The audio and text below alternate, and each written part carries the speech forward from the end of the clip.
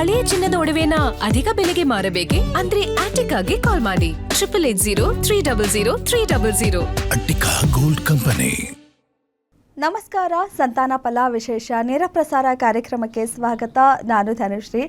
ಇವತ್ತಿನ ಕಾರ್ಯಕ್ರಮದಲ್ಲಿ ದಾಂಪತ್ಯಕ್ಕೆ ಸಂಬಂಧಪಟ್ಟಂಗೆ ಸಾಕಷ್ಟು ವಿಚಾರಗಳನ್ನು, ವಿವಾಹ ವಿಚ್ಛೇದನಕ್ಕೆ ಕಾರಣ ಏನು, ಹಾಗೆ ಪ್ರೀತಿ ಪ್ರೇಮ ಇದೆಲ್ಲ ಯಾವ ಗ್ರಹಗತಿ ಇದ್ರೆ ಆಗುತ್ತೆ, ಇನ್ನು ಮದುವೆ ದಾಂಪತ್ಯ ಇವೆಲ್ಲ ವಿಚಾರಕ್ಕೆ ಸಂಬಂಧಪಟ್ಟಂತೆ ಸಾಕಷ್ಟು ವಿಚಾರಗಳನ್ನು ತಿಳಿಸ್ಕೊಡೋಕ್ಕೆ ನಮ್ಮ ಜೊತೆ ಕಾರ್ಯಕ್ರಮದಲ್ಲಿದ್ದಾರೆ ವೇದ ಬ್ರಹ್ಮಶ್ರೀ ವೇಣುಗೋಪಾಲ ಶರ್ಮಾ, ಖ್ಯಾತ ಜ್ಯೋತಿಷ್ಯರು, ಯಕ್ಷಿ ಆರಾಧಕರು.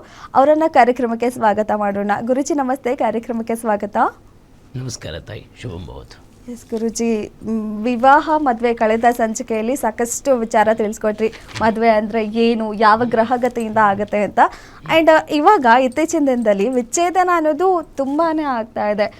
ಈ ಒಂದು ಉದಾಹರಣೆ ಅಂತ ನೋಡಿದ್ರೆ, ಮದುವೆಗೆ 2-3 ವರ್ಷದವರು ವಿಚ್ಛೇದನ ತಗೋತಾರೆ, 20-30 ವರ್ಷ ಸಂಸಾರ ಮಾಡ್ತವ್ರು ಕೂಡ ವಿಚ್ಛೇದನ ತಗೊಳ್ತಾ ಇದ್ದಾರೆ.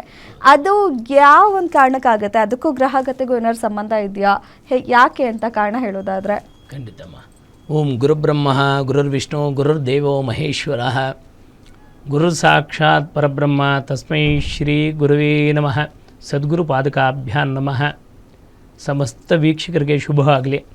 ಇದನ್ನು ವಿಶೇಷವಾಗಿ ಇರತಕ್ಕಂಥದ್ದು ಋಣಾನುಬಂಧ ರೂಪೇಣ ಪಶುಪತ್ನಿ ಸುತಾಲಯ ಅಂತ ದೊಡ್ಡವರು ಹೇಳ್ತಾರೆ. ಅದಕ್ಕೆ ದಾಂಪತ್ಯ ಜೀವನ ಅಂತಕ್ಕಂಥದ್ದು ಪವಿತ್ರವಾದ್ದು, ಶ್ರೇಷ್ಠವಾದ್ದು. ಅದರಲ್ಲಿ ಇಡೀ ಪ್ರಪಂಚವೇ ನಮ್ಮ ಭಾರತದ ಸನಾತನ ಸಂಸ್ಕೃತಿ ಧರ್ಮವನ್ನು ಒಪ್ಕೊಂಡಿದೆ. ಅದರಲ್ಲಿ ನಮ್ಮ ದೇಶದಲ್ಲಿ ಮಾತ್ರ ವಿವಾಹಿಕ ಜೀವನಕ್ಕೆ ಶ್ರೇಷ್ಠವಾದ ಸ್ಥಾನವನ್ನು ಕೊಟ್ಟಿದ್ದಾರೆ.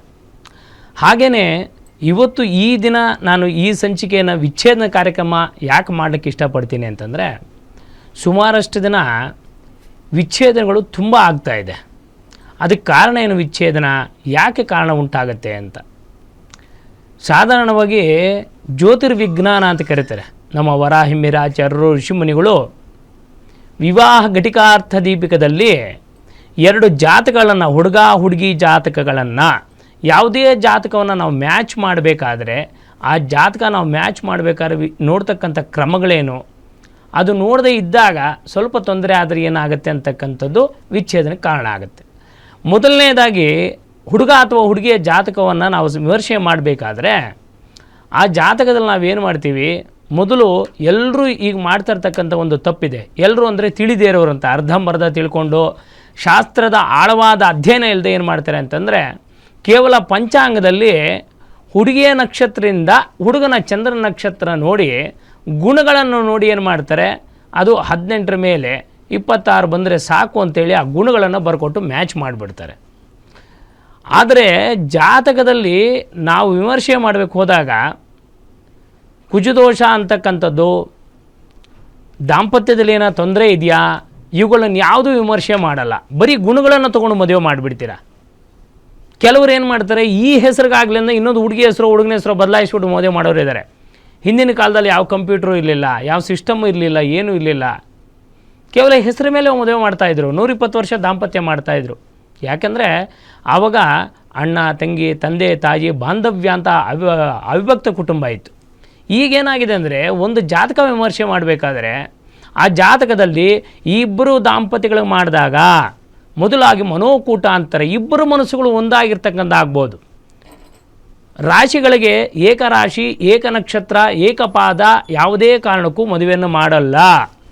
ಈಗೆಲ್ಲ ಏನು ಮಾಡ್ತಾರೆ ನೋಡಿ, ರಾಶಿಕೂಟ, ವಶ್ಯಕೂಟ, ದಿನಕೂಟ, ಮಹೇಂದ್ರಕೂಟ, ಗ್ರಹ ಮೈತ್ರವನ್ನು ಇವುಗಳನ್ನೆಲ್ಲವನ್ನೂ ನೋಡಿ ಯಾಕೆ ಮದುವೆ ಮಾಡ್ತಾರೆ ಅಂತಂತಂದರೆ, ವಿಶೇಷವಾಗಿ ಹುಡುಗಿ ಕೋಪಿಷ್ಟಲಾದರೆ ಹುಡುಗ ತಾಳ್ಮೆರೋನಾಗಬೇಕು.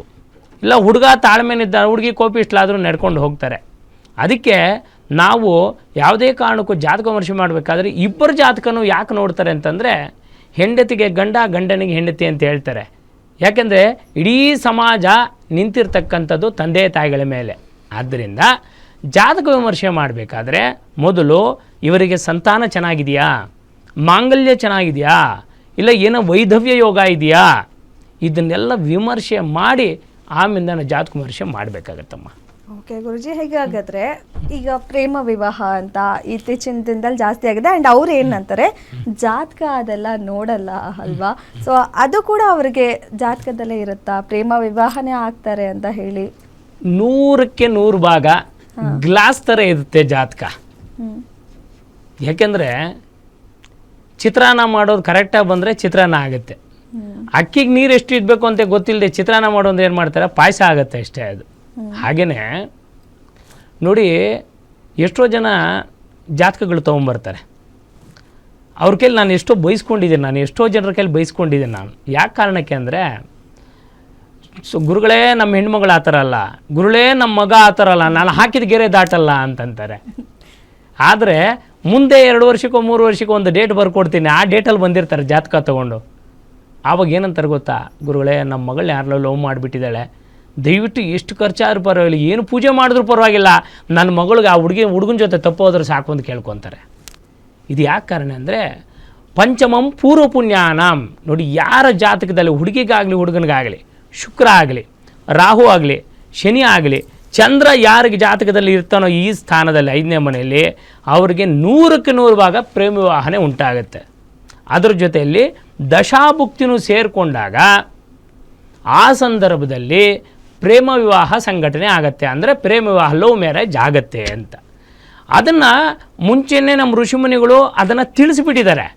ಅಂದರೆ ಆಳವಾದ ಅಧ್ಯಯನ ಮಾಡಿ ಜ್ಯೋತಿರ್ವಿಜ್ಞಾನದ ಬಗ್ಗೆ ತಿಳ್ಕೊಂಡಿದ್ರೆ ಖಂಡಿತವಾಗಲೂ ಉತ್ತರ ಕೊಡಬಹುದು.